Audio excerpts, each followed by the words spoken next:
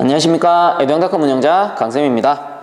자, 공존행동기계 산업기사 2012년도 3월 4일 지난 시간에 이어서 제3과목 배관 일반 한번 보도록 하겠습니다. 자, 41번 옥내 급수관에서 20의 급수전 4개에 급수하는 주관의 광경을 정하는 방법 중에서 아래의 급수관 균등표를 사용하여 광경을 구한 것으로 맞는 것은 했네요. 자, 그렇다면 지금 주어진 조건을 보게 되면은 20의 배관이고 급수전이 지금 4개가 있답니다. 자, 이때의 동시사용률을 먼저 구하는 거예요. 동시사용률은 자, 기구의 동시사용률 해서 나오죠. 자, 기구수 4개. 왜? 여기 4개라고 되어 있으니까 기구수 4개일 때 동시사용률은 75%가 되는 겁니다. 자, 요렇게.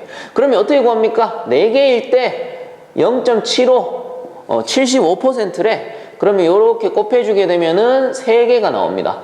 이게 무슨 말이냐면은 20의 급수전 4개를 동시에 사용할 수 있는 개수가 3개다 이 말입니다. 자, 그렇다면 급수관 균등표에서 자, 요 배관이 20A죠. 20A 중에 3개보다 많이 쓸 수 있는 거, 3개보다 한 단계 높은 숫자를 찾는 거예요. 그러면 1 아니고요. 1.8 아니고 3.6이겠죠. 그래서 3보다 한 단계 높은 수, 자, 3.6일 때의 관지름은 32A가 되는 거예요.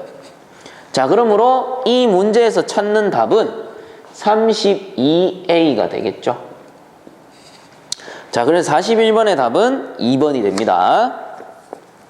자, 다음 42번. 플랜지 관 이음새의 시트 모양에 따른 용도에서 위험성이 있는 유체의 배관 및 기미를 요하는 배관에 가장 적합한 것은 자, 위험성이 있고 배관의 기미를 유지해야 된다. 그러면 홍골형 시트가 됩니다. 그래서 42번의 답은 1번. 자, 그 다음 43번 증기난방의 분류에 해당되지 않는 것은 했네요. 자, 우리 이거 앞에서 배웠어요. 증기난방일 때 중, 진, 기였고요. 그 다음 온수난방일 때는 무슨 니였죠? 무슨 니였지? 단복리. 뭡니까? 증기난방일 때는 중력환수식, 진공환수식, 기계환수식이 있었고요. 그럼 온수난방일 때는 단관식, 복관식, 리버스 리턴. 이거 다른 말로 역환수식이 되는 거죠. 자, 그래서 43번에 증기난방 분류에 해당되지 않는 것은 3번 정압환수식이라는 것은 없습니다. 그래서 43번의 답은 3번. 자, 그럼 44번에 관 내에 분리된 증기나 공기를 배출을 하고 물의 팽창에 따른 위험을 방지하기 위해 설치하는 것은 뭐 문제 보면 답이 나와 있어요. 팽창에 따른 위험을 방지한다. 뭐예요? 팽창 탱크. 자, 요거 뭐였다? 온수 보일러에서 배관 안에 물이 가득 차 있을 때 이게 물이 온도가 올라가게 되면 어떻게 됩니까? 밀폐된 공간에서 온도가 올라가게 되면 팽창을 하죠. 물이라는 거는 부피가 늘어난단 말이에요. 그럼 밀폐되어 있기 때문에 압력도 같이 올라가. 그렇기 때문에 잘못되면은 그 배관이 파손될 수가 있다라고 했죠. 그래서 여기다가 팽창 탱크를 설치를 해준다. 자, 이렇게 해가지고 아래쪽에는 액체부, 그 다음 위쪽은 기체부가 됩니다.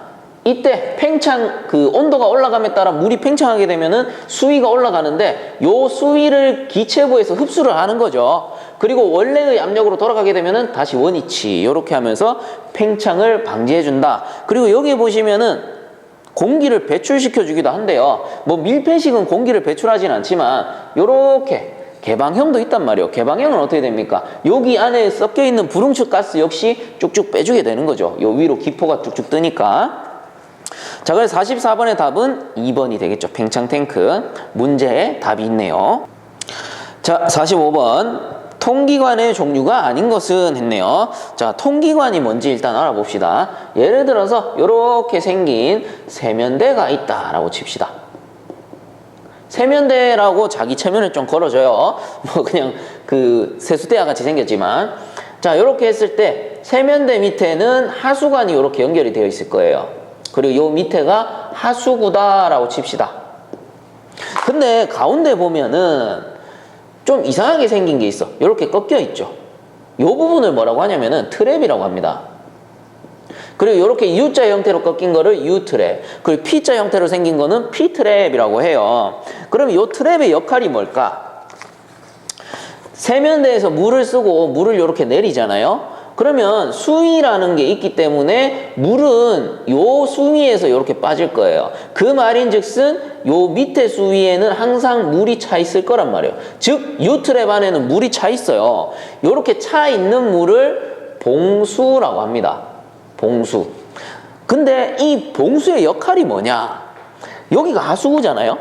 만약에 이렇게 물이 차 있지 않다면 이 하수구의 그 악취들, 냄새들 있잖아요. 그런 냄새들이 이렇게 역류돼서 세면대 쪽으로 올라와요. 물론 변기도 마찬가지고요. 그래서 모든 하수관에는 이런 트랩이 존재합니다. 그리고 봉수가 유지가 되어야 되고요. 뭐 간혹 가다가 화장실에 들어갔는데 뭐 옛날 화장실이라든가 관리가 잘 안 되는 화장실에 들어가면은 냄새 나는 이유가 뭐냐면은 요런 봉수가 깨져 있기 때문이에요. 그래서 그런데 화장실에 들어가면은 야 변기 물 좀 내려라 이렇게 얘기하잖아요. 그럼 물 내려놓으면 이렇게 봉수가 다시 생기거든. 근데 이 봉수가 깨어지는 이유는 뭐냐면은 대기압보다 압력이 높거나 낮아서 그래요. 그래서 압력이 변하니까 이 봉수가 깨져 버린단 말이에요. 그래서 이 압력을 일정하게 유지시켜 주기 위해 요 배관에다가 이렇게 연장해서 통기관을 설치하는 거예요. 그럼 통기관은 뭐예요? 얘는 대기 중에 노출돼 가지고 대기 중 공기를 요 배관에 공급해 주니까 이 봉수를 대기압 상태로 유지시켜 준다는 거죠. 압력이 변동이 일어나지 않는 거예요. 자, 그렇다면 이때 45번에 통기관의 종류가 아닌 것은 했습니다. 1번에 각계 통기관. 자, 장치마다 각계 연결한다라고 해서 각계 통기관 맞습니다. 그 다음 2번에 루프 통기관 있는데 요 놈은 이제 여러 개, 세면대가 여러 개 있을 때 또는 변기가 여러 개 있을 때 한 번에 묶어서 통기시키는 거예요. 그래서 묶어서 통기한다. 루프 통기관. 그 다음 3번에 신정 통기관이라는 거는 배수 수직관 끝을 연장한다. 요 길이를 좀 더 길게 빼버리는 거예요. 그런 거를 신정 통기관. 그렇다면 종류가 아닌 거는 4번이겠죠. 분해 통기관이라는 녀석은 없습니다. 그래서 45번의 답은 4번. 자, 그 다음 46번. 온수 난방에서 역기압 방식, 리버스 리턴 시스템을 채택하는 주된 이유는 했죠. 자, 온수 난방에만 사용되는 방식 중에 하나인 역기압 방식, 다른 말로 리버스 리턴. 조금 상세하게 한번 알아보자면, 예를 들어서 보일러가 있다. 요 보일러는 당연히 온수 보일러겠죠. 온수 난방에만 사용되는 게 역기압 방식이니까. 자, 그러면 각 방에 라디에이터가 요렇게 있다라고 칩시다. 각 방에 라디에이터가 요렇게 3개가 있다라고 했을 때 급수주관이 이런 식으로 연결이 돼요. 자, 그럼 예를 들어서 요 라디에이터를 R1, 요거를 R2, R3라고 가정을 합시다. 그럼 요 배관이 급수주관이고, 그리고 이제 환수되는 녀석들이 있겠죠. 쓰고 난 어느 정도의 미온수를 이렇게 이제 환수시켜서 다시 데워야 되니까 요게 환수주관 이라고 합시다. 자, 이때 급수주관에서 최초 공급되는 온수의 압력은 예를 들어서 5kg/제곱센티였다라고 칩시다. 그러면 가장 보일러와 가까이 있는 요 첫 번째 라디에이터는 그 손실이 없다라고 쳤을 때 5kg/제곱센티의 압력으로 온수를 받을 수가 있는 거예요. 근데 좀 더 멀리 있는 R2 같은 경우는 여기 R1에서 압력 손실이 발생한 거예요. 그렇기 때문에 여기서는 조금 압력이 줄어가지고 3kg/제곱센티로 압력이 온다라고 치고, 그리고 R3 같은 경우는 더 멀리 있기 때문에 좀 더 압력 손실이 발생해서 1kg/제곱센티로 왔다라고 칩시다. 이거 어때요? 수도 같은 경우 직렬 연결해버리면은 요 펌프 가까이 있는 거는 압력이 센데 저 멀리 있는 거는 압력이 엄청 낮단 말이에요. 수압이 엄청 떨어져. 그런 거랑 같은 거예요. 자, 그렇다면 환수되는 압력도 어떻게 됩니까? R1은 그대로 내려오면은 5kg/제곱센티의 압력으로 환수가 될 거고, 요 놈은 3kg. 요 놈은 1kg/제곱센티로 환수가 될 거란 말이에요. 그러면 첫 번째 라디에이터는 사실상 순환이 잘 돼요. 그 급수도 잘 되고 환수도 잘 되는 거야. 근데 이거에 비해서 맨 뒤에 있는 이놈은 압력이 낮기 때문에 환수가 잘 안 돼. 그 말은 뭐예요? 순환이 잘 안 된단 말이에요. 순환 효율이 떨어지면 결과적으로 이 라디에이터의 온도도 어떻게 떨어질 수밖에 없어요. 효율이 떨어져 버리니까. 그래서 이런 거를 멀리 있는 놈이 효율이 떨어지는 거를 방지하기 위해서 리버스 리턴 방식을 취합니다. 어떤 식으로? 기본적으로 요 급수 주간과 한수 주간의 길이를 맞춰요. 그리고 이렇게 거꾸로 돌려버리는 거예요. 거꾸로. 요런 식으로. 이렇게 거꾸로 돌려버리는 거예요. 그러면 어떻게 됩니까? 아까는 그 세 번째 라디에이터 같은 경우는 1kg의 압력으로 한수가 됐는데 거꾸로 돌리니까 어떻게 돼? 5kg짜리 압력이 밀고 가버리는 거예요. 그러면 순환이 어떻게 됩니까? 한수도 잘 되고 순환 효율도 올라가겠죠. 그렇게 되면 이 멀리 있는 라디에이터도 결과적으로 효율이 거의 비슷하게 나온다라는 겁니다. 이게 뭐다? 역기환 방식. 다른 말로 리버스 리턴 방식이다. 그러면 이 리버스 리턴 방식의 설치 목적은 뭐라고 할 수 있느냐? 정리를 하자면 이런 거예요.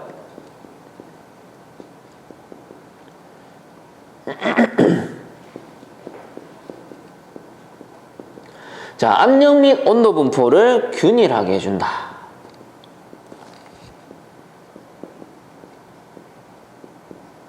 그렇죠. 압력 및 온도를, 압력을 균일하게 해주면 결과적으로 순환 효율이 좋아지니까 온도도 균일하게 들어간단 말이에요. 그래서 압력 및 온도 분포를 균일하게 하기 위해서 리버스 리턴 방식을 채택한다. 그러므로 46번의 답은 4번이 되겠죠. 건물 내 각실의 온도를 균일하게 하기 위해. 그래서 46번의 답은 4번. 자, 그 다음 47번 문제. 온수 난방 배관의 분류와 함유를 나타낸 것으로 적합하지 않은 것은 해가지고, 자, 분류와 함유랍니다. 분류와 함유. 자, 여기서는 알아야 될 게 뭐냐면은 분류와 함유 지점에는 반드시 신축이음이 들어가요.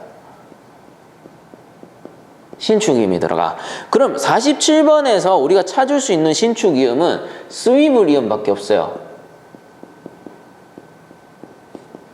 자, 이거 뭡니까? 스위블이음이라는 거는 뭐 이렇게 배관을 딱 꺾어가지고 엘보를 2개 이상 또는 엘보 T를 섞어서 2개 이상의 나사 이음을 취해가지고 열팽창을 막는 이음이죠. 자, 그래서 요런 신축 이음을 47번에서 찾게 되면은 1번, 3번, 4번밖에 없습니다. 근데 2번에 보시게 되면은 T가 하나밖에 없어요. 중요한 건 뭐예요? 스위블 이음은 최소 2개 이상의 엘보 또는 T거든요. 자, 그러므로 47번에 2번 같은 경우는 분류와 함유 지점이 아니고 그냥 T만 사용한 그 분류 지점밖에 안 되는 거예요. 그래서 47번에 틀린 것은 2번. 신축 이음이 있느냐 없느냐 그거를 보셔야 되는 거예요. 조금 난해한 문제긴 한데 이런 식으로 정리를 해주시면 됩니다. 그래서 47번의 답은 2번. 자, 그 다음 48번 문제. 개방형 팽창 탱크의 특징이 아닌 것은 했습니다. 우리 앞에서 팽창 탱크 배웠죠? 온수 난방에 사용이 되고 이렇게 해가지고 연결이 돼서 여기 밑에는 액체부, 위에는 기체부 해가지고 요 온수의 팽창을 방지한다. 이때 이렇게 막혀있는 거를 밀폐형, 위에 열려있는 게 개방형이 되겠죠. 뭐 별도로 그리진 않겠습니다. 자, 그러면은 간단하게 생각을 해보자고요. 밀폐형, 개방형을 비교한다면 고압에 사용이 가능한 거는 뭘까요? 당연히 밀폐형이겠지. 막혀있으니까 고압에 견디는 힘이 좋단 말이에요. 그럼 자연스럽게 개방형은 저압용이에요. 그럼 이렇게 정리하자고요. 밀폐형은 고압용, 개방형은 저압용이에요. 그러면은 요거랑 연결해서 가격은 어떻게 될까? 가격은 당연히 고압용이 비싸겠지. 얘가 고가야. 압력에 견디는 힘이 좋은 거는 시공할 때 돈이 좀 많이 든다 이 말이죠. 그럼 저압용은 자연스럽게 저가가 되겠다라는 겁니다. 자, 그렇다면은 48번에 다시 봅시다. 개방형 팽창 탱크의 특징이 아닌 것은, 자, 이노마의 특징이 아닌 겁니다. 그럼 1번에 설치가 어렵고 설치비가 고가이다 돼 있는데, 자, 밀폐형에 비해서 어때요? 저가예요, 저가. 그래서 요거를 고치자면 설치가 얘보다는 쉬워요. 설치가 쉽고 설치비가 저가이다. 이렇게 바꿔줘야 되죠. 그러므로 48번에 틀린 것은 1번. 나머지는 맞는 거니까 한 번씩 또 읽어보시고요. 자, 그럼 49번에 중앙식 급탕 방법의 장점으로 맞는 것은 했네요. 자, 중앙식이라고 하면은 간단하게 생각하세요. 건물이 이렇게 있으면 계속 반복이죠, 반복. 건물이 이렇게 있으면 중앙 기계실에다가 보일러라든가 공조기를 설치해서 각 실에다가 이렇게 각실 유닛 또는 뭐 덕트를 이용해서 치출시켜주는 방식이 이게 뭐예요? 중앙식.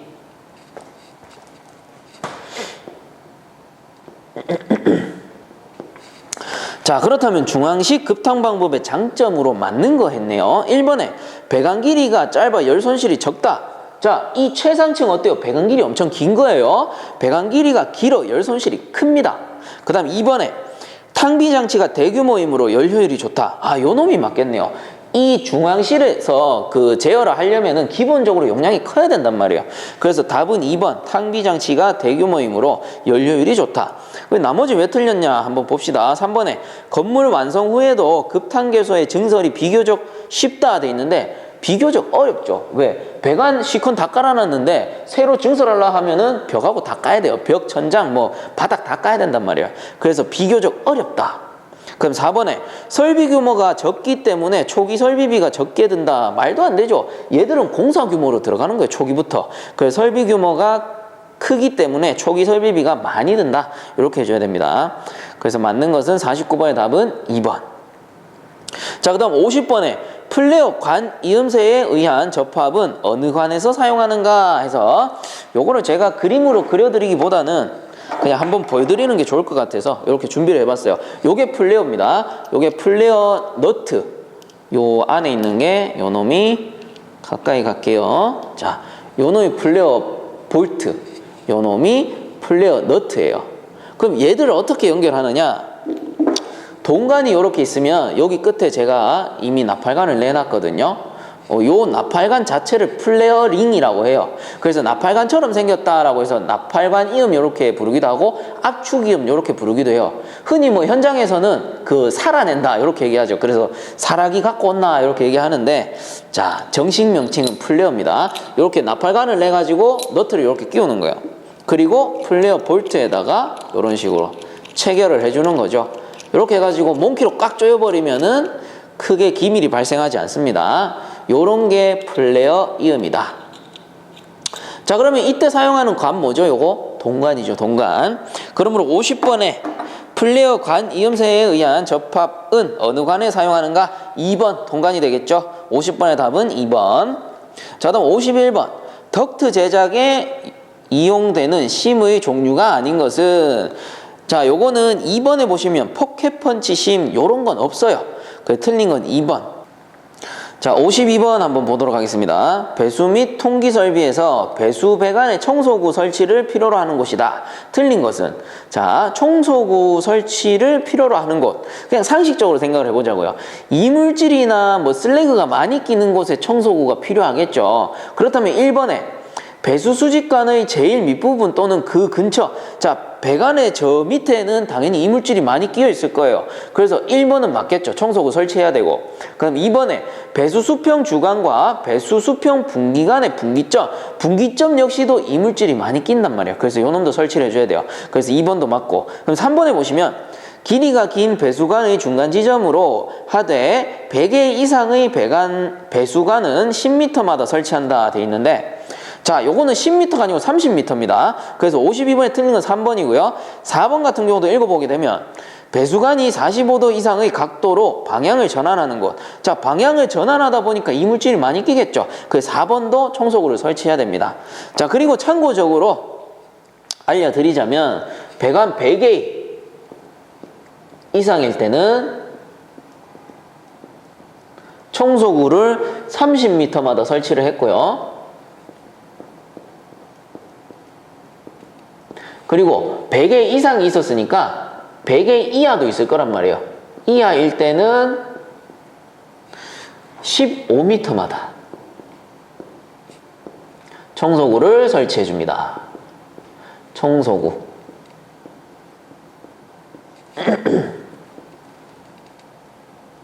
자, 이렇게 참고적으로 좀 알아주시면 좋을 것 같아요. 그래서 52번에 틀린 거는 3번이죠. 100회 이상일 때는 30m마다 설치를 해야 된다. 자, 다음 53번에 주철관의 용도로 적합하지 않은 것은 했습니다. 자, 주철관. 주물로 만들어진 관이죠. 요 녀석의 장점이라고 한다면 내압성, 그리고 내식성, 내마모성이 우수합니다. 뭐 압력에 견디는 성질이 좋고, 그 다음에 부식에 견디는 성질이 좋고, 그 다음 마모성이 적다 요 말이고요. 그 단점은 뭘까? 열응력이 심하다. 열응력에 약하다. 왜냐? 주철이라는 거는 가장 큰 특징이 하나만 알면 돼요. 요 놈은 엄청 튼튼해. 그리고 단단해. 자, 이렇게 보시면 돼요. 엄청나게 튼튼하고 단단해요. 그리고 무겁죠. 그러면 이렇게 생각해 보자고요. 우리 무협 영화 같은 데 보면 칼 있어요. 칼. 그 무협 영화에 보면 어떤 칼은 엄청 잘 휘어져. 근데 어떤 칼은 엄청 단단해. 그럼 잘 휘어지는 칼은 아무리 부딪혀도 잘 안 깨지는데, 단단한 칼은 어때요? 딱 때려버리면 잘못하면 깨져버린단 말이에요. 그거랑 똑같아. 요 놈은 튼튼하고 단단하기 때문에 조금만 딱 때려버려도 깨어져 버리는 거야. 그러면 열응력이라는 건 뭐예요? 열을 받으면 늘어나고 열이 식으면 줄어드는 성질이란 말이에요. 이런 성질에 약한 거예요. 늘어났다 줄어드는 성질이 없기 때문에. 자, 그렇기 때문에 53번에 주철관의 용도로 적합하지 않은 거는 4번이겠죠. 냉매용. 왜? 냉매용은 계속 온도가 바뀌잖아요. 나머지 뭐 수도용, 가스용, 배수용은 온도가 크게 변하지 않기 때문에 사용 가능하고, 사용 못하는 거는 4번 냉매용이 되겠죠. 자, 그래서 53번의 답은 4번. 자, 그럼 54번. 스케줄 번호에 의해 두께를 나타내는 관이 아닌 것은 했습니다. 자, 이거 답은 1번이에요. 수도용 아연도금 강관. 자, 수도용 아연도금 강관. 이놈의 특징은, 자, 정수도 100m 이하의 수도용으로 사용됩니다. 즉 다른 배관에 비해서 저압이에요. 얘는 다른 배관에 비해서 저압용에 사용돼요. 그러므로 그 압력이 낮다 보니까 스케줄 넘버라는 건 뭐예요? 스케줄 번호라는 거는 그 배관의 두께를 나타내는 거거든요. 근데 얘는 크게 압력이 안 걸리기 때문에 그 두께가 의미가 없는 거예요. 그러므로 스케줄 번호에 의해 두께를 나타내는 관이 아닌 것은 수도용 아연도금 강관이 되겠다. 자, 54번의 답은 1번이 되는 거죠. 자, 다음 55번에 급수장치에서 세정 밸브를 사용하는 경우 최저 필요 수압은 얼마인가? 이런 건 외워야 되죠. 2번 0.7kg/제곱cm. 자, 56번 펌프의 베이퍼록 발생 요인이 아닌 것은 했습니다. 자, 우선은 베이퍼록이 뭔지 알아봐야 되겠죠. 베이퍼록. 자, 베이퍼록이라는 거는 펌프로 설명하는 것보다 우리 자동차 있죠. 자동차 브레이크 생각하면 가장 쉬워요. 예를 들어서 자동차가 이렇게 있다. 차체가 이렇게 있을 때 여기에 브레이크 페달이 이렇게 있다라고 칩시다. 자, 그러면 이 브레이크 페달은 여기 호수랑 연결되어 있어요. 어떠한 호수랑 연결이 딱 돼 있어. 그리고 이 호수는 자동차 바퀴에 있는 브레이크 디스크랑 연결됩니다.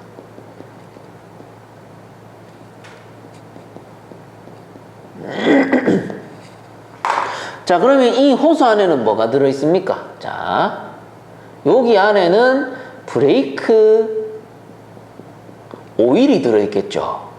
기름이에요. 기름, 브레이크 오일. 그렇다면 브레이크 원리라는 건 이런 거죠. 브레이크 페달을 탁 밟게 되면은 여기 오일에 압력이 걸리게 되는 거예요. 그러면 그 유압에 의해서 이 브레이크 디스크를 탁 잡음으로써 이 디스크가 바퀴를 탁 잡아버리는 거죠. 요게 브레이크의 원리인데, 어떠한 경우 브레이크를 너무 자주 밟게 되면, 순간적으로 팍팍팍 밟게 되면은 여기 압력이 급변하게 돼요. 그럼 그 급변한 압력에 의해서 오일 자체가 증발해버리는 거야. 그 순간적으로 압력이 변하니까. 그래서 원래는 액체 상태로 있어야 되는데 순간적으로 기체가 존재하게 되는 거죠. 그리고 이 순간적인 압력 말고도 여름철에 온도가 높게 되면은 외부의 온도의 영향에 의해서 요 안에 있는 오일이 증발해 버릴 수도 있고요. 그리고 브레이크 오일을 오랫동안 사용하게 되면 그 안에 이물질이 생겨서 마찰 저항이 올라가게 된단 말이에요. 그로 인해서 오일이 증발하기도 해요. 그래서 뭐 그 주기별로 브레이크 오일도 갈기도 하죠. 그렇게 되면 어떻게 되느냐면 브레이크 오일이 증발하게 되면 여기 원래는 액체 상태로 있어야 될 오일이 기체 상태로 존재하게 된단 말이에요. 그 기체가 많아지게 되면 어떻게 되냐면, 자, 이쪽은 액체입니다. 이쪽도 액체예요. 근데 요 가운데 비어버렸죠. 뻥 비어버리는 거야. 그러면 기존에 브레이크 조금만 밟으면은 디스크가 확 물렸는데 이제는 이 공간만큼의 유격이 생겼기 때문에 브레이크를 끝까지 밟아야 되는 거예요. 끝까지 밟아도 더 이상 브레이크 디스크가 말을 안 듣는 경우도 있어요. 그럴 때는 사고 나는 거죠. 그래서 요렇게 그 액체가 기체 상태로 변해가지고 체류하는 거를 베이퍼록이라고 해요. 물론 펌프도 마찬가지겠죠. 그럼 펌프에 펌프라는 건 물을 이송하는 장치니까 물 또는 액체가 증발해서 체류하는 현상을 베이퍼록이라고 하는 겁니다. 자, 그럼 56번으로 돌아와가지고 펌프의 베이퍼록 발생 요인이 아닌 거 됐죠. 1번에 액 자체 또는 흡입 배관 외부의 온도가 상승할 경우, 그렇죠, 베이퍼록 발생하죠. 그럼 2번에 펌프 냉각기가 작동하지 않거나 설치되지 않은 경우, 그렇죠, 냉각기가 없거나 작동하지 않으면은 이 오일이 식을 수 없으니까 증발하는 거예요. 그래서 베이퍼록 발생하게 되고 2번도 맞고. 그럼 3번에 흡입관 지름이 크거나 펌프 설치 위치가 적당하지 않을 때 돼 있는데, 자, 흡입관 지름은 클수록 베이퍼록은 예방되겠죠. 흡입관 지름이 작게 되면은 마찰 저항이 심해지니까 베이퍼록이 발생하는 거고, 그래서 여기서 베이퍼록이 발생하는 요인이 아닌 것은 3번이겠죠. 지름이 클 때는 발생하지 않고요. 지름이 작을 때 발생한다. 그래서 4번도 읽어보게 되면은 흡입 관로의 막힘, 스케일, 부착 등에 의한 저항 증대. 여기서 말씀드렸죠. 그래서 4번도 맞는 거고. 그러므로 56번의 답은 3번. 자, 다음 57번. 암모니아 냉동 설비의 배관으로 사용하지 못하는 것은, 자, 암모니아에 사용 못하는 것, 동 및 동압금이라고 했어요. 그러므로 답은 2번, 이음매 없는 동관. 자, 그다음 58번에 정압기 종류에서 구조와 기능이 우수하고 중압을 저압으로 감압하며 일반 소비기기용이나 지구정압기에 널리 쓰이는 것은, 자, 지구정압기 하면은 레이놀드식 정압기입니다. 그래서 답은 1번. 자, 다음 59번. 도시가스 입상관에 설치하는 밸브는 바닥으로부터 몇 미터 이상의 높이에 설치하는가? 자, 도시가스 입상관에 설치하는 밸브, 요거는 일반인들이 손대면은 안 되는 거죠. 전문가들만 손대야 되고, 그 기본적으로 아이들이 손댈 수 있는 위치에는 설치하면 안 돼요. 그렇기 때문에 성인 키보다 조금 높은 위치, 1.6에서 2m 높이에 설치를 해주게 됩니다. 자, 그래서 59번의 답은 3번. 자, 60번. 급수 설비에서 급수 펌프 설치 시 캐비테이션 방지책에 대한 설명으로 틀린 것은 했네요. 자, 캐비테이션이 뭐냐? 요걸 다른 말로 뭐 공동현상, 요렇게 얘기하기도 해요. 그러면 이 캐비테이션은 왜 일어납니까? 예를 들어 가지고 펌프가 이렇게 있다. 그럼 이쪽이 흡입 라인, 이쪽이 토출 라인이라고 칩시다. 자, 요게 펌프. 근데 이 펌프가 생각보다 회전수가 빠르다라는 겁니다. 회전수가 너무 빠르다 보니까 원래는 액체만 들어가야 돼요, 액체만. 근데 회전수가 너무 빠르니까 어떻게 됩니까? 공기도 섞여 들어가. 그래서 기체랑 액체랑 같이 섞여 들어가다 보니까 배관 내부에 원래는 액체만 있어야 되는데 기포가 이렇게 같이 존재해 버리는 거죠. 그러면 배관이 꺾인 부분에 가서 이 기포가 그 꺾인 부분을 때려버리는 거예요. 그리고 뭐 다른 장치를 때려버릴 수도 있는 거고. 그래서 그런 진동에 의해서 소리가 발생하기 때문에 공동현상이라고도 합니다. 그 기포가 워낙에 많아지면 그런 현상이 일어나는데, 자, 그렇다면 캐비테이션이라는 건 간단하게 정리하면 배 안에 액체와 기체가 같이 돌아다니는 현상인 거죠. 그 원인은 뭡니까? 펌프의 회전수가 빠르다던가 아니면 흡입 라인이 너무 길어버리게 되면 얘가 너무 길어버리게 되면 마찰 저항이 올라가잖아요. 그로 인해서 액체가 증발해서 기포로 돌아다니기도 해요. 이런 것도 캐비테이션이란 말이에요. 그리고 뭐 이 흡입 라인에 굴곡부가 많다. 이 막 이렇게 꺾였다. 이런 식으로 꺾였다. 그럼 꺾이기 때문에 마찰 저항이 올라가니까 방금 말씀드린 대로 기포가 섞여 들어갈 수가 있는 거고. 자, 그렇다면 60번으로 돌아가가지고 급수 설비에서 급수 펌프 설치 시 캐비테이션 방지책에 대한 설명으로 틀린 것은 했습니다. 1번에 펌프의 회전수를 빠르게 한다. 방지책인데 빠르게 하면 어떻게 돼요? 캐비테이션이 더 많이 발생하는 거죠. 그래서 틀린 것은 1번 펌프의 회전수를 느리게 한다. 이게 맞겠죠. 그래서 나머지는 맞는 거고 맞는 건데 한번 같이 읽어봅시다. 2번에 흡입관의 구핀부를 적게 한다. 방금 말씀드렸죠. 구핀부가 많으면은 발생한다고. 그 다음 3번에 단흡입 펌프를 양흡입 펌프로 바꾼다. 그렇죠. 원래는 한 라인으로 흡입을 했는데 요거를 양쪽으로 흡입해 버리게 되면은 그만큼 액체의 양이 늘어나기 때문에 기체의 양은 줄어드는 거예요. 그래서 맞는 거고. 그 다음 4번에 흡입 간격은 크게 하고 흡입 양정은 짧게 한다. 요렇게 해야 마찰 저항이 줄어들겠죠. 자, 그래서 60번의 답은 1번이 되겠네요.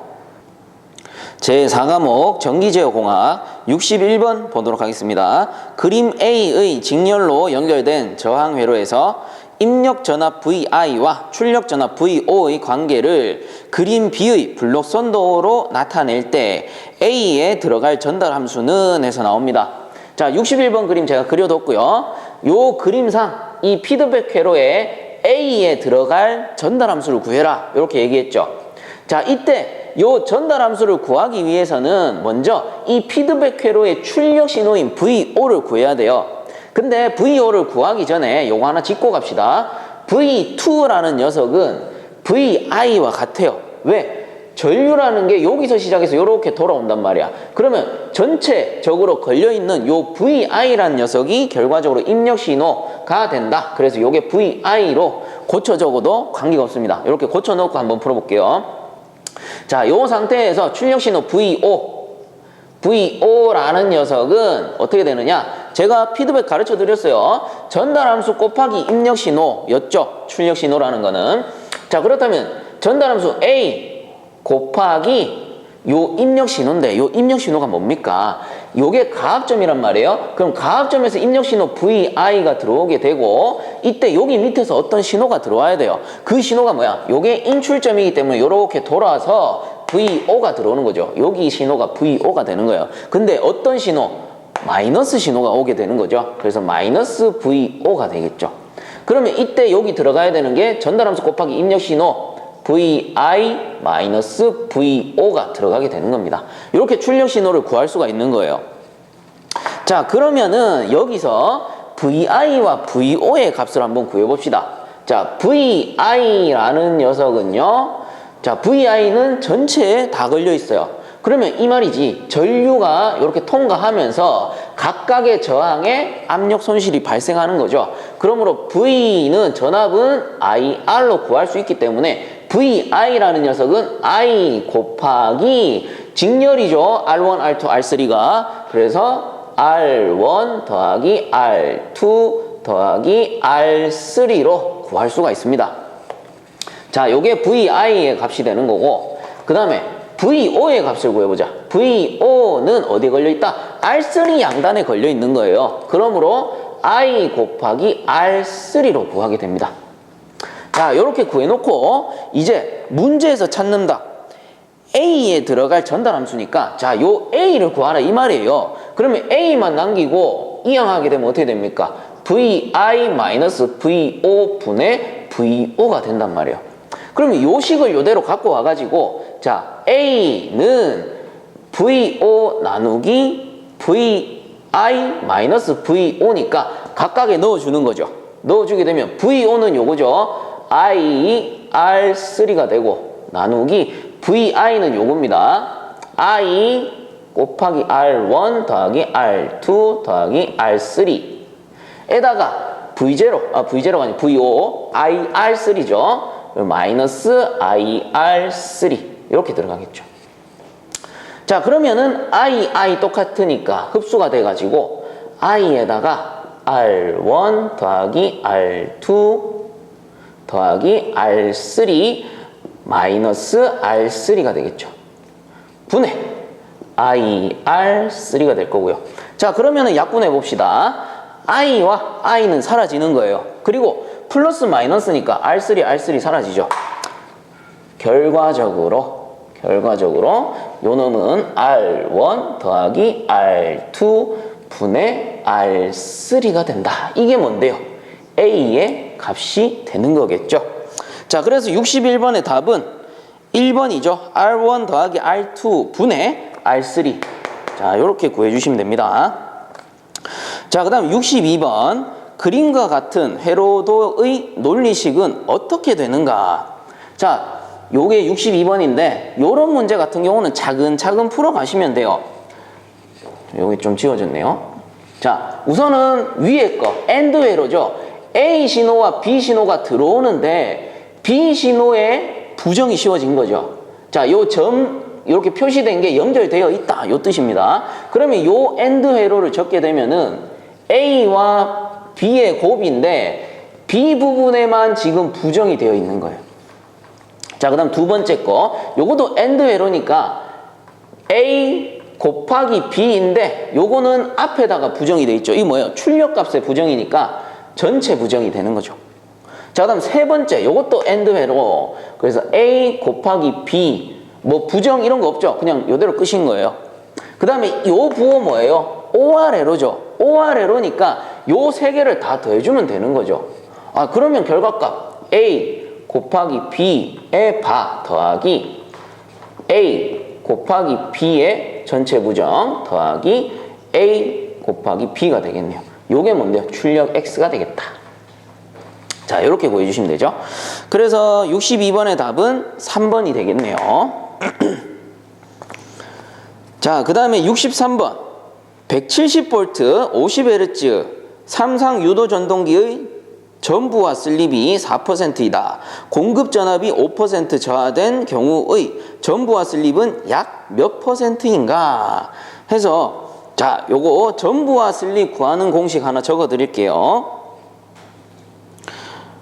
S2는 S1 V2 분의 V1의 자승으로 구하게 됩니다.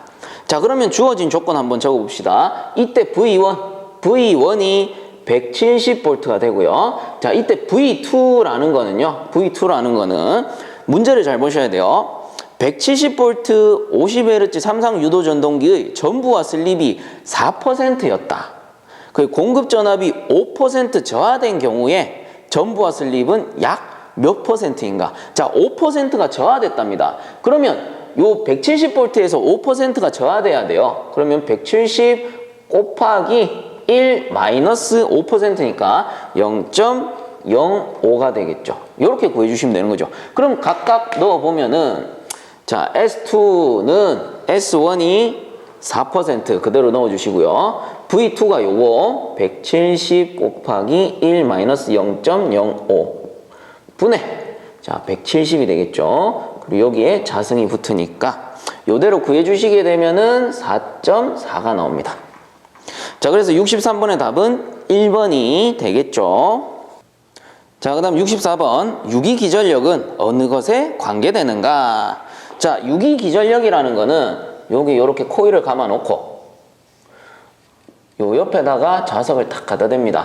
요 자석을 넣었다 뺐다 하는 거를 쇠교시킨다라고 했죠. 그래서 쇠교시키게 되면은 여기에 기전력이 발생하죠. 기전력 E가 발생됩니다. 요 E를 유기기전력이라고 하죠. 자, 그러면 이 자석이라는 거는 자속이 발생돼요. 자속 파이라는 게 발생되고 코일을 감는 횟수를 N 극수라고 해요. 자, 그럼 이 기전력 E라는 거는 NT 분의 파이라고 배웠습니다. 요거 뭡니까? N 극수 감는 횟수죠. 코일을 감는 횟수 극수 파이라는 게 자속 T라는 게 시간이었어요. 즉, 이 기전력이라는 거는 코일을 많이 감을수록 더 많이 발생되고, 자속, 즉 자석의 힘이 강할수록 더 많이 발생되고, 이 시간은 뭡니까? 요걸 넣었다 뺐다 하는 시간, 요게 빠르게 넣었다 뺐다 할수록 그 기전력이 많이 발생되기 때문에 시간에는 반비례한다. 이렇게 배웠습니다.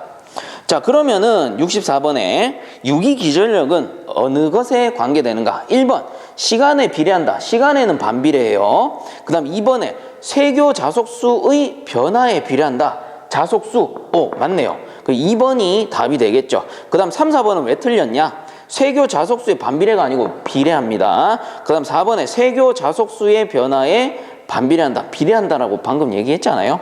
자, 그래서 64번의 답은 2번이 되겠죠. 자, 65번. 그림과 같은 평형 삼상회로에서 전력계의 지시가 100W일 때 삼상전력은 몇 와트인가? 단 부하의 역률은 100%로 한다 해서 역률이 100%이기 때문에 굳이 역률을 가산해 줄 필요는 없고요. 자, 요게 삼상회로이기 때문에 총 3가지 전력계법이 있습니다. 자, 1전력계법, 그 다음에 2전력계법, 3전력계법으로 나눠요. 간단하게 생각하세요. 상이 3개밖에 없으니까 전력계가 최대 3개까지 밖에 들어갈 수 없는 거예요. 이때 전력계 하나만 설치하면 1전력, 2개면 2전력, 3개 설치하면 3전력계법입니다. 자, 이때 전력을 구하는 방법은 1전력계법은 3P로 구하게 되고요. 그럼 2전력계법은 P1 더하기 P2, 그 다음 3전력계법은 P1 더하기 P2 더하기 P3로 구하게 돼요. 그래서 뭐 1전력계법 같은 경우는 각단에 걸리는 그 전력이 같다라고 가정하고 3P로 구하게 되는 겁니다. 자, 그러면은 요 삼상회로에서 요 각선을 RST로 정할 수가 있겠죠. 그럼 제 이론 강의에서도 말씀드렸지만 여기 가운데 점을 중심점이라고 잡고요. 각각 전력계를 한번 설치해 봅시다. 전력계라는 거는요, 뭐 예를 들어서 R상이다. R상에서 이렇게 선을 빼가지고 중심선과 딱 연결을 합니다.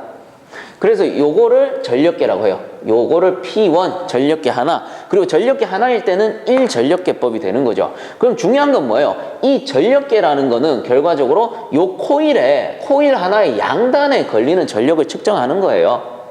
그리고 S상도 할 수 있죠. 여기서 이렇게 빼가지고 요 중심선에다 물려버리면 요게 전력계가 되는 거죠. P2. 자, 그러면 P1, P2 두 개니까 2전력계법. 그럼 T도 가능하겠죠. 여기 선 딱 빼가지고 중심선하고 연결해버리면은 요게 전력계가 되니까 P3. 요렇게 하면은 P1, P2, 3 세 개니까 3전력계법이 되는 겁니다. 자, 그렇다면 65번 문제 같은 경우는 이게 어느 전력계법인지만 알면은 요 공식으로 풀면은 끝나는 거예요. 자, 그럼 65번 같은 경우는 어떻게 연결되어 있냐? 자, 여기에서 선이 딱 빠져가지고요. 지금 보면은 요렇게 연결되어 있어요. 자, 그리고 요게 전력계죠. 자, 전력계. 자, 그러면 얘는 어느 전력계법일까? 그냥 단순하게 생각해서 전력계 한 개니까 1전력계법이다. 이렇게 볼 수 있느냐? 아니죠. 그건 함정이란 말이에요. 제가 뭐라고 했습니까?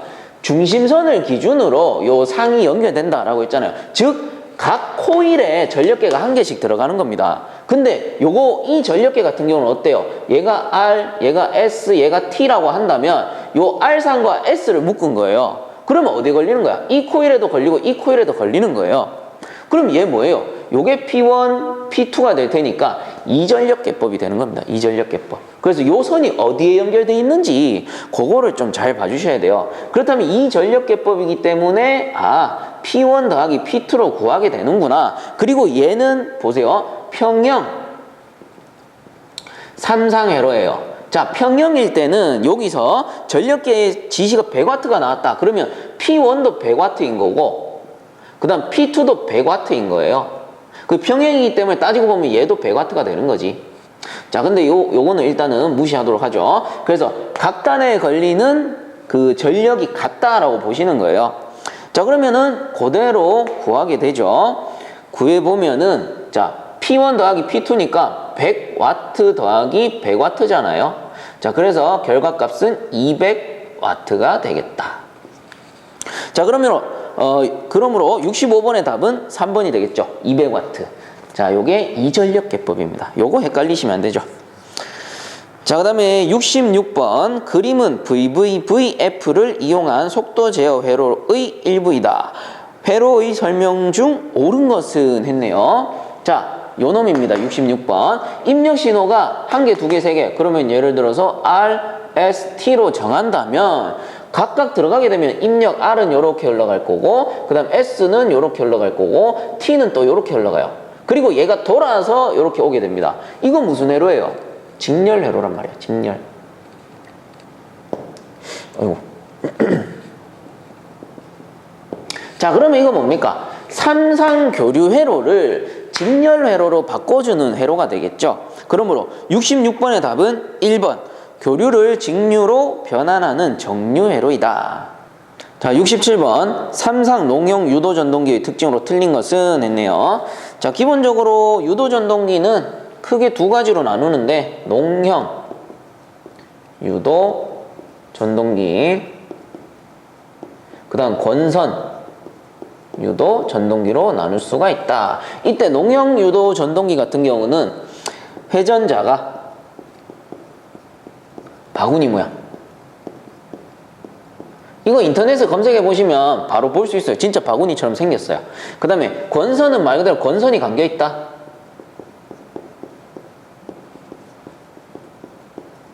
뭐 모터에다가 코일을 감는다라고 하죠. 그래서 건수가 늘어나면 늘어날수록 모터의 힘이 세진다 이렇게 얘기하기도 하는데 말 그대로 권선이 감겨 있는 겁니다.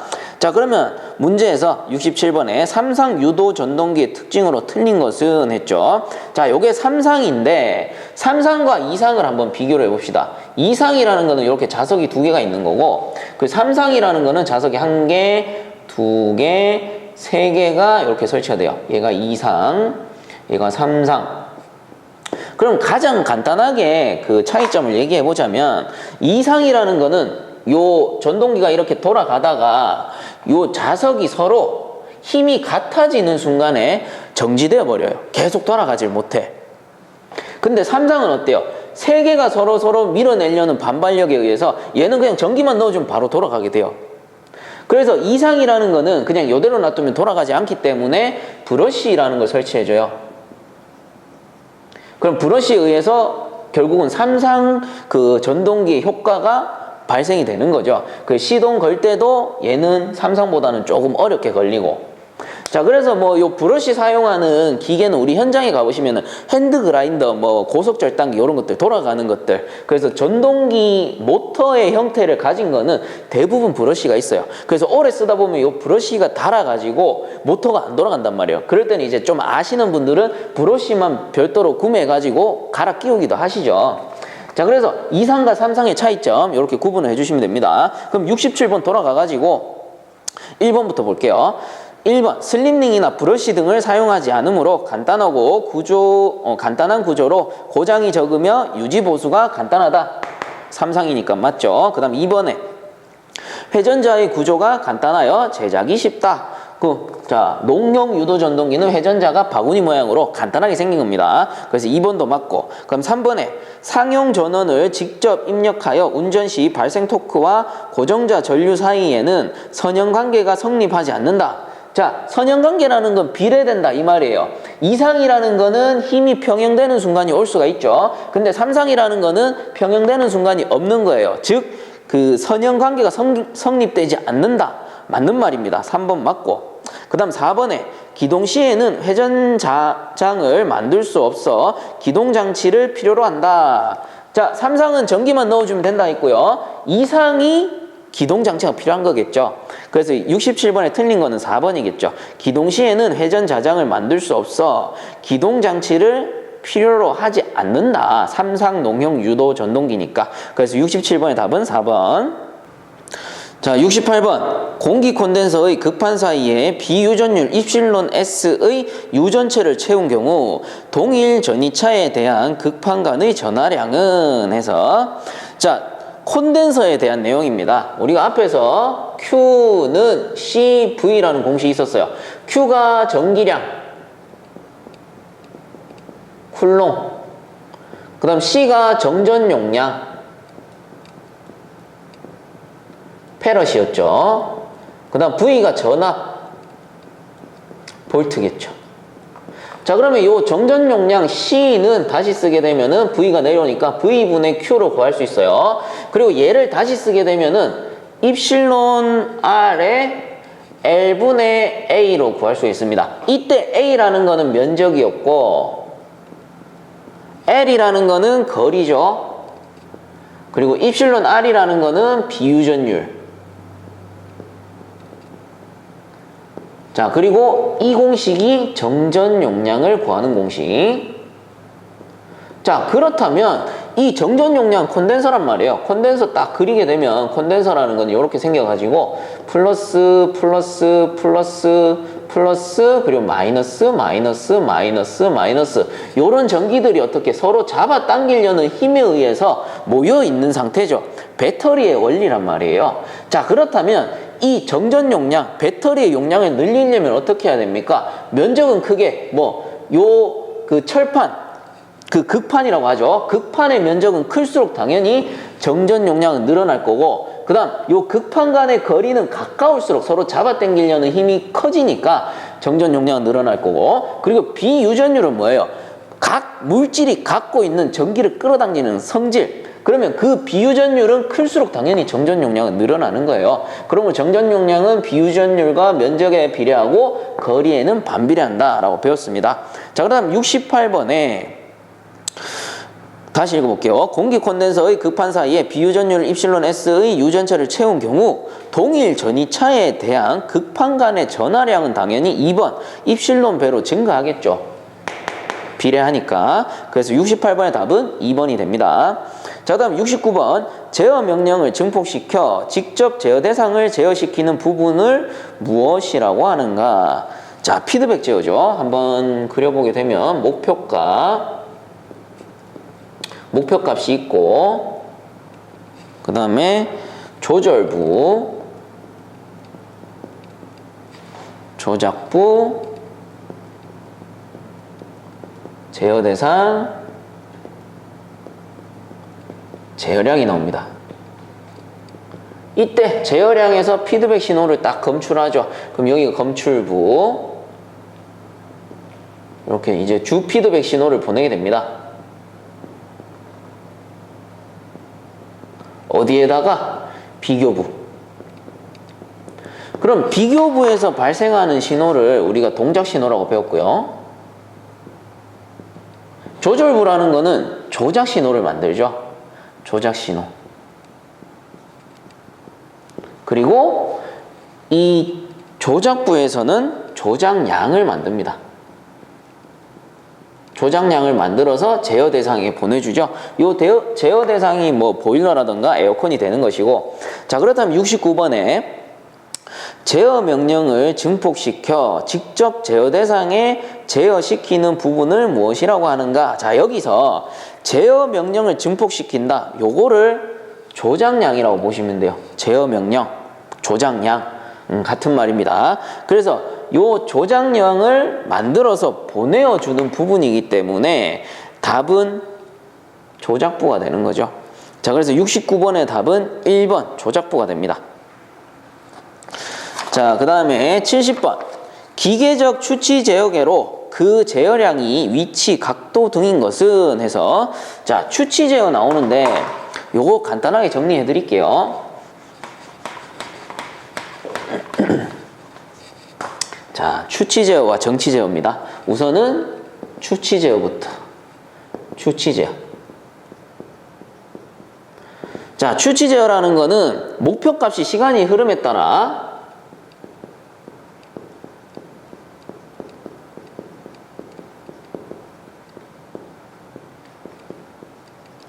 변하는 제어.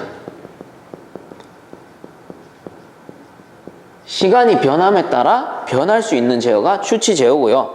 요 추치 제어를 나타내는 대표적인 두 가지 제어가 프로그램 제어, 그리고 서버기구. 자, 그래서 이 프로그램 제어라는 거는 정해진 순서에 의해서 동작합니다.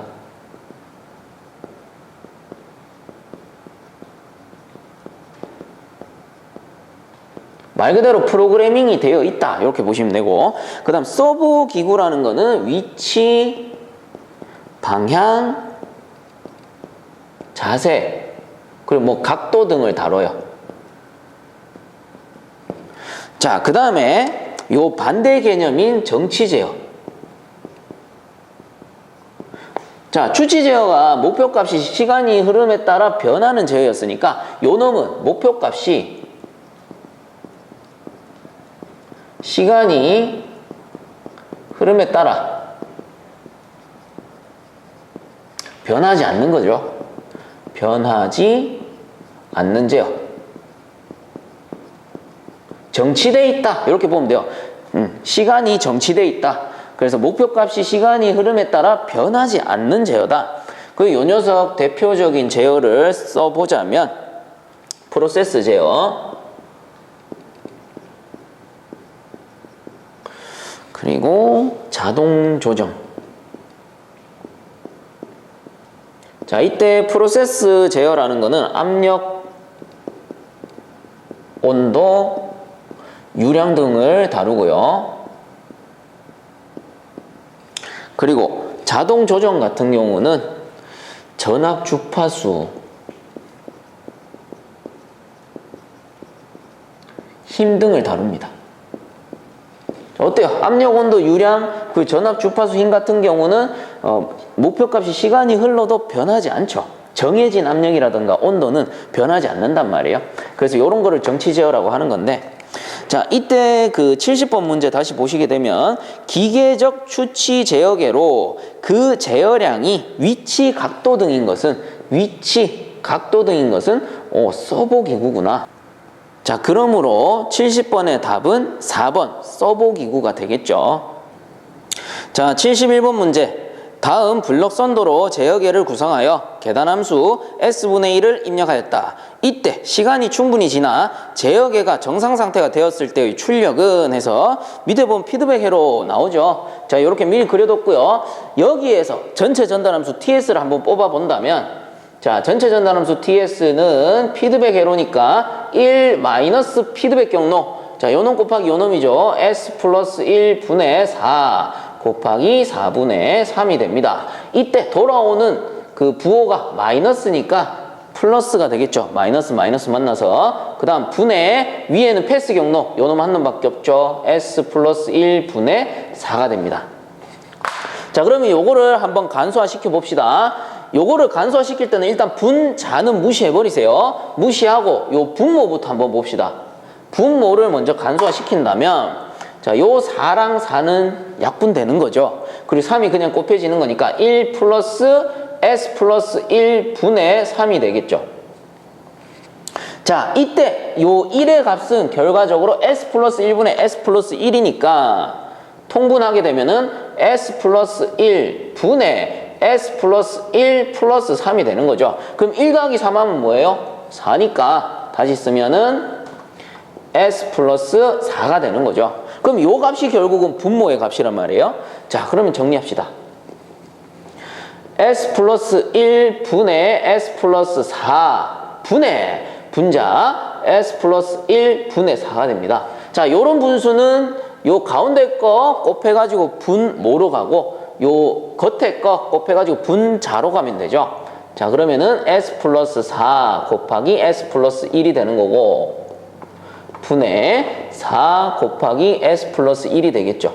그러면은 S 플러스 1, S 플러스 1 약분 되겠네요. 남는 거는 S 플러스 4분의 4가 되는 거죠. 자, 이때 그 문제를 다시 보게 되면 계단함수 S분의 1을 입력하였다. S분의 1을 입력했으니까 곱하기 S분의 1을 해줍니다. 자, 그러면 결과값이 S의 S 플러스 4분의 4가 되는 거예요. 자, 요 상태로 두고 역 라플라스 변환을 합니다.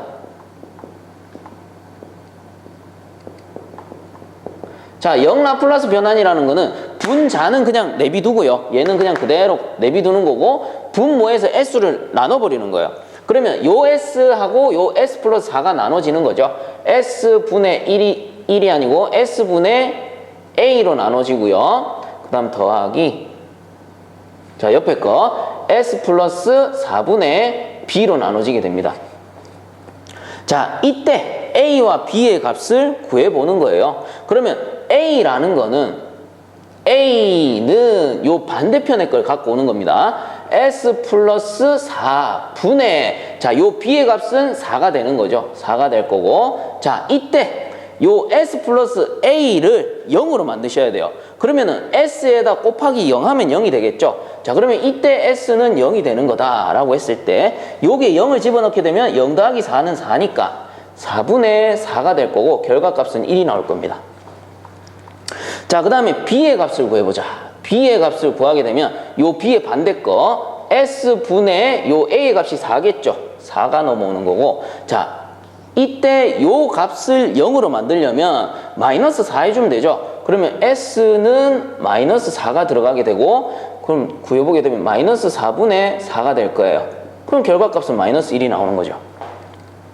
자 이렇게 해두고 마지막으로 정리합시다. 문제를 다시 보게 되면 이때 시간이 충분히 지나 제어계가 정상 상태가 되었을 때의 출력은 했습니다. 자 제어계가 정상 상태. 요 말이 중요한 거예요. 요 말이. 자, 정상 상태라는 말은 시간의 함수 ft가 무한대라는 뜻이고요. 요 무한대라는 거는 주파수 함수 s는 0이라는 뜻입니다. 자, 그러면 s가 0인 값은 요 놈이 되죠. 그럼 이때의 결과값은 1이 되는 겁니다. 자, 그래서 71번의 답은 2번 1이 나오는 거예요. 자, 요렇게 풀고 나면은 항상 요런 거 물어보는 학생들이 있어요. 선생님, 라플라스 변환 어떻게 합니까? 라플라스 변환 강의 안 해주십니까? 이렇게 물어보시는 분들이 있는데, 자, 정리해 드릴게요. 뭐, 라플라스 변환. 그리고 잘 나오는 게 뭐, 극한함수. 그리고 뭐, 전개. 그리고 인수분해. 뭐 삼각함수 이런 것도 나와요. 이런 것들이 있는데 자 얘들은 뭐냐면은요 고등수학입니다. 쉽게 말해서 우리 고등학교 때 수학 1, 2 이런 거에 나오는 내용들이란 말이에요. 그럼 얘들은 제 전공이 아니에요. 사실 따지고 보면. 그래서 제가 강의한다는 건 사실상 말이 안 되는 소리고 요런 고등수학 같은 경우는 EBS나 유튜브에 가시면 요 그대로 검색해 보세요. 강의 엄청나게 많아요. 근데 자 생각을 해보세요. 요 강의를 그러면 다 듣고 와야 되느냐? 자 요게 지금 71번 문제죠. 71번 문제. 요런 71번 문제와 같은 이런 고등수학을 이용하는 문제는 우리 전기제어 과목에서 전기제어 과목 20문제죠. 그 20문제 중에 많이 나오면 3문제예요. 근데 제가 OT 때 말씀드렸죠. OT 때 전기 과목은 꽈락이 8개인데 8개를 맞추자니 조금 위험해. 그래서 어떻게 12개 정도 맞추자고. 자 그러면은 우리가 0 라플라스 변환을 모른다. 그럼 어떻게 해요? 버려버리는 거예요. 이런 문제는. 굳이 이거 한 문제, 두 문제, 뭐 많이 나오면 3문제 이런 거 풀자고 얘들을 다 들을 필요는 없는 거예요. 뭐 듣겠다 하면은 제가 말리진 않을게요. 듣고 오셔도 상관없습니다. 근데 우리는 지금 공존행동 공부하는 거란 말이에요. 그래서 좀 전략적으로 가자는 의미에서 만약에 이런 문제 나왔는데 내가 라플라스 변환을 할 줄 모른다. 그러면은 그냥 버리셔도 되고요. 제가 요 문제 풀이 방법 알려드리잖아요. 그러면 이 문제에 해당하는 그 풀이 방법만 알고 넘어가셔도 된다는 겁니다. 우리가 꼭 맞춰야 되는 문제 실수하지 않게 그렇게 공부를 하자고요. 우리가 꼭 맞춰야 되는 문제를 중점적으로 보시는 거예요. 그렇게 해가지고 꼭 맞춰야 되는 거를 꼭 맞춰주시고 이런 거는 맞아도 그만 틀려도 그만인 문제들이란 말이에요. 제가 하고 싶은 말은 그래서 얘들은 그냥 버려주시고 찍으세요. 찍으셔도 되고 아니면은 요 답만 외워. 간혹 가다 보면 문제 다 그대로 나오는 경우도 있어요. 그래서 얘들은 틀릴 문제인데 많이 찍어서 내가 맞추면은 어이구 기분 좋은 거죠. 이런 식으로 가자는 거예요. 전략적으로. 그래서 그렇게 봐주시면 되고 기본적으로 그 문제에 대한 풀이 방법만 알고 넘어가 주셨으면 좋겠다. 그리고 뭐 여태까지 제 강의 들어보셨다면 스타일 아니까 알아서들 잘할 거라고 생각을 합니다. 자, 그렇게 해서 71번 문제는 이렇게 마무리하죠. 답은 2번 1이 되는 거예요. 자, 72번 계단 응답이 입력 신호와 파형이 같고 크기만 증가하였다. 이 개의 요소는 자, 파형이 같고 자, 요게 포인트입니다. 파형이 같다, 비례한다. 요 말이에요. 자, 그러므로 72번의 답은 2번 비례 요소가 되겠죠. 자, 그 다음에 73번 저항 20옴인 전열기에 5A의 전류를 흘렸다면 소비 전력은 몇 와트인가 해서 전력을 구하는 거네요. 자, 그러면 뭐 주어진 조건을 한번 그려봅시다. 이렇게 있을 때 가장 기본적인 회로가 될 거고요. 이때 전압 V를 가하게 되면은 전류 I가 흐르게 되고 여기 저항 R이 존재하겠죠. 자, 그러면 지금 주어진 게 저항의 값이 20옴이래요. 자, R 값이 20옴. 그 다음에 그 전류의 값이 5A. 그럼 전압의 값은 지금 없어요. 얘는 몰라. 자, 이때 전력을 구해라. 전력 P라는 녀석은 VI로 구했었죠. 자, 그러면은 I의 값은 지금 5A로 있어. 근데 V의 값은 없죠. 그렇다면 V의 값 구해야지. 자, 옴의 법칙에 의해서 V는 IR로 구할 수 있죠. 그러면 I가 5A 곱하기 저항은 20옴, 20 하게 되면은 100V가 되겠네요. 그럼 여기 전압이 지금 100V가 걸린 거고, 자, 이때 전력은 어떻게 됩니까? 자, 100V 걸리고요. 곱하기 전류 5A는 500W가 되겠죠. 의외로 좀 수월하게 풀 수 있는 문제입니다. 자, 그래서 73번의 답은 4번 500W. 자, 그 다음 74번 같은 경우는 제가 초판 강의에서 약간의 실수가 있었던 부분이에요. 근데 이 실수가 작긴 하지만 꽤나 치명적이야. 그렇기 때문에 본의 아니게 이 74번 같은 경우는 정정 강의를 촬영하게 됐습니다. 자, 그렇다면 선생님이 어디를 틀렸고 어떻게 풀어야 되는지에 대해서 알려드리도록 할게요. 자, 74번 문제. 교류 전기에서 시료치는 이라고 물어봤죠. 요런 문제가 나왔을 때는 이 표 하나만 기억을 하시면 돼요. 자, 최대값 그리고 평균값 그리고 시료값이 있어요. 이때 화살표는 위에서 아래쪽으로 이렇게 내려옵니다. 그리고 또 화살표는 왼쪽에서 오른쪽으로 이렇게 그리게 돼요. 그리고 각 구간의 수치는 곱하기 0.637, 그리고 곱하기 0.707, 그리고 곱하기 1.11이 되는 거야. 자, 이때 이 표는 어떻게 봅니까? 기준이 되는 게 뭐예요? 요 화살표란 말이야. 즉, 이 화살표에 있는 그 값을 찾는 거예요. 자, 그렇다면 보세요. 요 화살표 같은 경우는 시료값을 찾는 거잖아. 이때 이렇게 보는 거지. 요 화살표는 시료값은 최대값 곱하기 0.707로 구할 수 있구나. 그리고 요 화살표 같은 경우는 시료값은 평균값 곱하기 1.11로 구할 수 있구나. 그리고 요 화살표는 평균값은 최대값 곱하기 0.637로 구할 수 있구나. 요렇게 보셔야 된다는 거죠. 그런데 제가 초판 강의에서 어떤 실수를 했느냐, 요 화살표 있죠, 밑에 거, 이거를 이렇게 그려버린 거예요. 자, 이거 완전히 치명적인 거예요. 왜? 이 값이 바뀌어버리거든. 이 화살표대로 본다면 평균값은 시료값 곱하기 1.11이 돼버려. 이런 식은 없습니다. 자, 그래서 정정합니다. 이렇게 그리시면 안 돼요. 자, 이렇게 그리시면 안 되고 요 그림이 맞는 겁니다. 자, 그렇다면 여기에서 문제를 한번 풀어보면 74번에 교류전기의 시료치를 구해라 라고 했잖아요. 자, 요 시료값을 구하란 말이거든. 근데 보기에 보면 뭐가 나와 있어요? 최대값이 나와 있어. 그러면 요 라인에서 값을 찾아야 되겠구나 라는 걸 알 수가 있겠죠. 자, 그래서 시료값을 찾아본다면 시료값은 최대값 곱하기 0.707과 같은 거예요. 그런데 여기에서는 0.707이 없죠. 그렇다면 이 0.707이 뭔지를 알아야지. 이 0.707이라는 거는 따지고 보면 루트 2분의 1과 같습니다. 그래서 이거 계산기 한번 두드려 보세요. 0.707 나와요. 자, 그러므로 이 0.707 대신에 루트 2분의 1을 넣을 수가 있는 거죠. 그럼 결과적으로 결과적으로 최대값에다가 루트 2분의 1 곱했으니까 이렇게 적을 수 있네. 루트 2분의 최대값 이렇게 적을 수가 있는 거죠. 자, 그러므로 실효값은 루트 2분의 최대값으로 구할 수가 있습니다. 그래서 74번의 답은 3번이 되겠네요.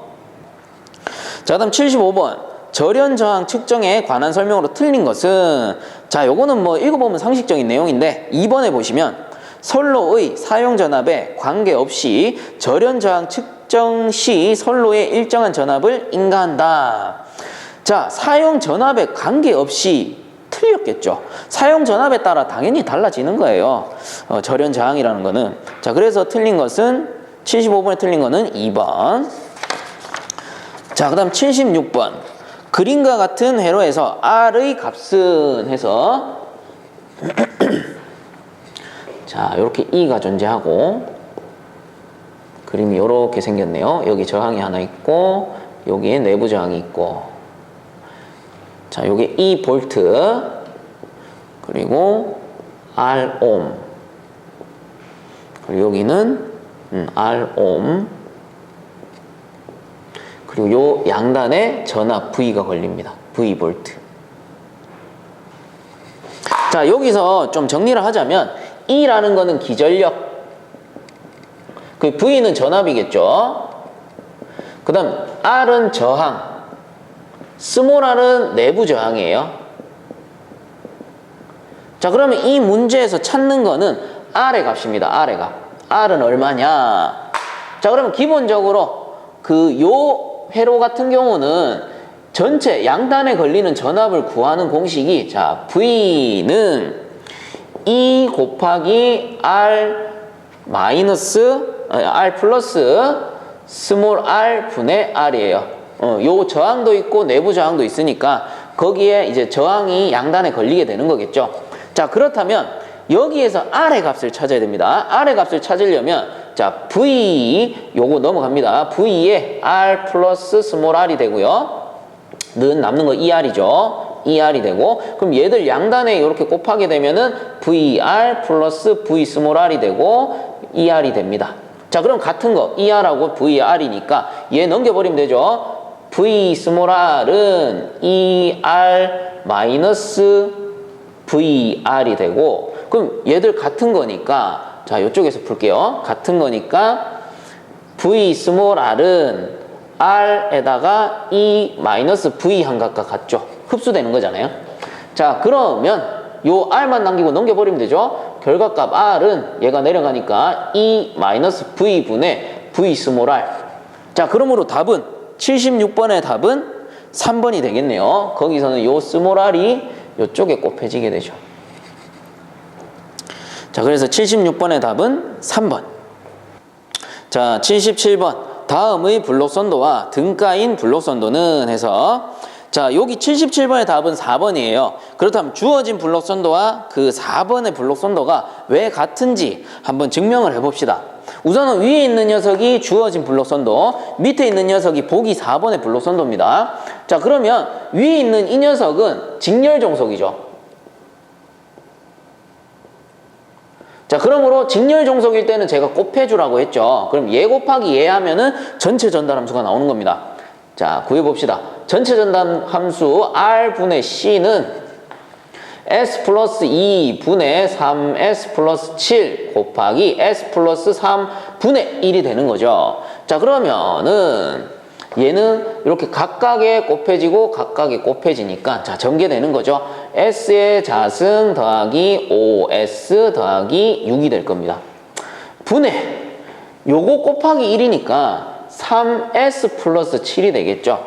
그래서 주어진 블록선도의 전체 전달함수는 이렇게 나오는 겁니다. 자, 그러면 이제 밑에 녀석 요게 보기 4번의 블록선도인데 요 녀석을 한번 풀어보게 되면은 얘는 지금 병렬종속이에요. 자, 피드백 아니죠? 왜? 여기가 인출점이니까 요렇게 가고 요렇게 연결된 병렬종속입니다. 그래서 병렬종속일 땐 제가 더해주라고 했잖아요. 자, 그렇다면 얘 더하기 얘니까 자, R분의 C는 S 플러스 2분의 1 더하기 S 플러스 3분의 2가 되는데 자, 더하기니까 밑에 거 통분하죠. 밑에 거 통분하게 되면은 요렇게 똑같은 거죠. 그래서 S의 자승 더하기 5S 더하기 6이 나올 겁니다. 자, 분해. 이제 잘 보셔야 돼요. 자, 여기 있는 녀석은 요렇게 올라갈 거고 여기 있는 녀석은 요렇게 올라갈 거예요.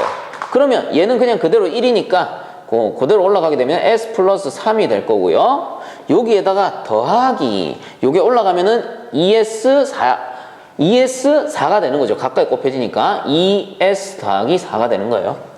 그러면 SS끼리 더하고 그리고 부호가 없는 것끼리 더하면 되니까 결과값은 S의 자승 더하기 5S 더하기 6 분의 자 1S 2S니까 3S 더하기 3 더하기 4는 7 어때요? 요 값이랑 같죠? 그래서 보기 4번 요게 보기 4번 이놈이 주어진 블록 선도와 등가다 요런 뜻입니다. 그래서 77번의 답은 4번이 되겠죠. 자, 그 다음에 78번 그림과 같은 게이트 회로에서 출력 Y는 자, 요 출력 Y를 구하랍니다. 자, 우선은 Y라는 녀석은 일단 요거부터 봅시다. 요거부터 보게 되면은 A 바가 요렇게 들어와요. 자, A 바가 들어오게 되고 얘는 AND에 부정을 한 난드예요. 그럼 일단 AND니까 곱하기 뭐가 됩니까? X가 요렇게 들어오는 거야. X인데 전체 부정 요렇게 되겠죠. 자, 그러면 이제 하나씩 풀어보자고요. 요 X라는 값은 결과적으로 BC의 난드니까 B 곱 C의 전체 부정인 거죠. 자, 그럼 그대로 넣어볼게요. 여기에 A 바 곱하기 요놈 B 곱 C의 부정의 전체 부정. 그러면 이제 하나씩 풀어보자고요. 하나씩 풀게 되면은 우선은 요 A부터 풉시다. A 바의 부정이니까 A가 벗겨질 거고요. 그리고 요 전체 부정이기 때문에 요 곱하기는 플러스로 바뀌는 겁니다. 그리고 잘 보세요. 요것만 보세요. 요것만. B 곱 C의 전체 부정은 이렇게 쓸 수 있죠. B 바 플러스 C 바와 같은 거예요. 이거 뭐야? 드모르강의 법칙. 그래서 여기서 이제 부정은 썼고 요 부정은 그냥 남아 있어요. 이렇게 전체 부정.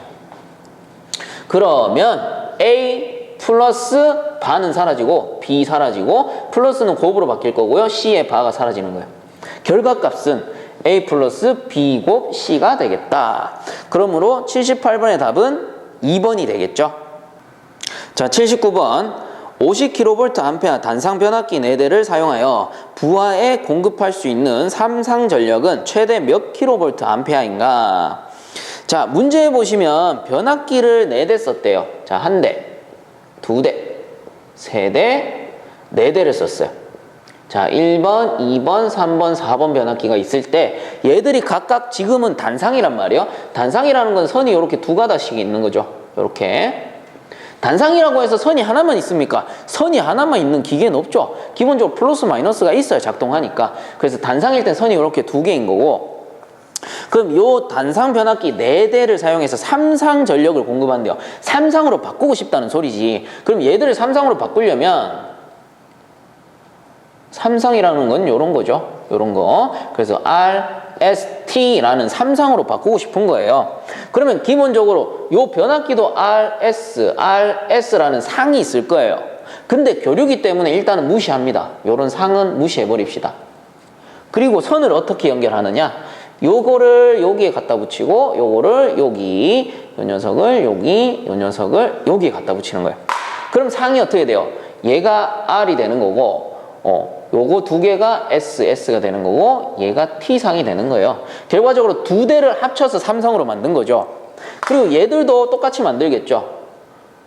요렇게 해가지고 RST 같으면은 전선을 요렇게 해서 RSST가 되겠죠. 요렇게 삼상으로 변환시키는 거예요. 그래서 이런 그 회로를 뭐라고 하냐면은 요런 결선을 뭐라고 하냐면은 VV 결선이라고 해요.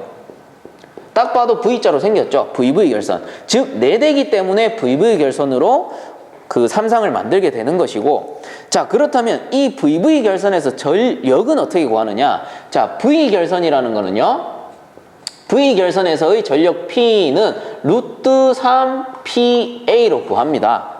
자, 그렇다면 여기서 주어진 전력의 값은 50kVA니까 자, P는 루트 3 곱하기 50kV가 되는 거예요. 근데 이건 뭐야? V결선일 때고 지금 뭡니까? VV니까 곱하기 2를 해주는 거죠. 자, 요렇게 구해보시게 되면은 173kVA가 나옵니다. 그러므로 79번의 답은 3번이 되겠죠. 자, 그 다음 80번. 제어 요소가 제어 대상에 주는 양은, 자, 제어 대상이라는 거는 제가 에어컨이라고 했어요. 그래서 제어 대상에 보내주는 신호는 앞에서도 나왔었습니다. 조작량이라고 배웠죠. 그래서 80번의 답은 4번. 자, 이렇게 해서 이번 시간은 마치도록 하고요. 본 강의가 도움되셨다면 유튜브 에듀앙닷컴 검색 후에 구독과 함께 영상 하단에 보시면 따봉 버튼 있으니까 한 번씩만 눌러주시면 감사하겠습니다. 자, 수고들 많이 하셨습니다.